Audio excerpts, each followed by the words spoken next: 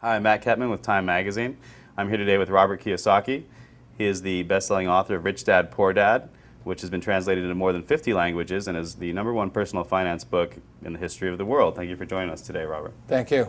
This question comes to us from A.J. Gupta from Grays Lake, Illinois. If you did not have the rich dad in your life, what would you be doing today?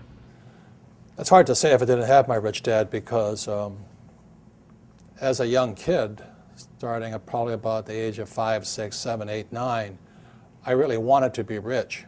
So I think number one is desire, and then you naturally seek your role models and teachers. And in my lifetime, I've had multiple rich dads. My rich dad was my best friend's father starting at the age of 9. And then today, I still seek mentors and wise men and wise women because that's how you get wiser, is by hanging out with smart people. And this one comes to us from Lagos, Nigeria. What made you write Conspiracy of the Rich? It goes back to why don't we have financial education in our schools? I mean, good question, right? Right. And how come the tax laws are different for different people? There's 4 things that make the most 90% of the people poor. Number 1 is taxes. 2 is debt, the college loans, house loans, car payments, credit cards. 3 is inflation. Everything goes up because taxes go up. It's not because things are more expensive. It's taxes. If I have to pay more taxes, I have to pass that on. And the 4th thing that makes people poor is a retirement plan, that 401k or the IRA or their SIP. I don't need a retirement plan because all of my assets produce income. So like I have 1,400 apartments. Every month I get a check. Why do I need a retirement plan? I have 8 oil wells. Every month I get a check. Are there some people who should play it safe and do the traditional route and just pick up a house, pay the mortgage? That's probably the most dangerous thing you can do today. What's happening in the Western world, in America, we're going to become a third world nation, rich and poor. That's it. The middle class is being wiped out. So the people in the middle, whoever's left in there, will be the ones paying the taxes, the debt, the inflation.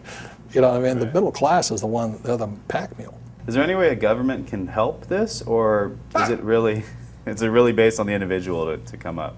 You have to decide which side of the fence you're on, rich or poor. Yeah. Make up your mind. Yeah. Make up your mind. I made up my mind. It's rich dad, poor dad. I want to listen to my old man, PhD. The government will take care of me. You save your money. And as you're saving your money, the Federal Reserve is printing trillions of dollars. How stupid can you be? And invest your money for the long term in a well-diversified portfolio of mutual funds, send it straight to Wall Street so that they can pay their brokers $10 million a year bonuses. How stupid does a person have to be? Wake up. Do they teach you that in college level economics or no? Hell no. Are you kidding me? Absolutely not. By design. If you read Conspiracy of the Rich, 1903, John D. Rockefeller took over the financial education system by creating the General Education Board. And since then, the rich have controlled what is taught at schools. This question comes to us from Tokyo. Jay Sienna asks, you always say that your poor dad forbade everyone to talk about money at the dinner table. Did you ever ask him why? And at your dinner table now, are people allowed to talk about money? That's all I talk about is about money. Tell me something money does not affect. Does money affect education? Absolutely. If you have money, you can go to the best schools. Look at George Bush. Right. This one comes from Laredo, Texas, from Steven San Ramon. When you and your wife were living out of your car, how did you remain so confident that you would be able to accumulate enough wealth to not only retire rich, but young as well? Well, confidence comes from discipline and training. I think one of the best things that happened for me was I kept flunking out of school. And I realized it wasn't school that was a problem, it was a lack of discipline. And so that's one of the reasons that I went to military school. The military trains you that there's 4 strengths.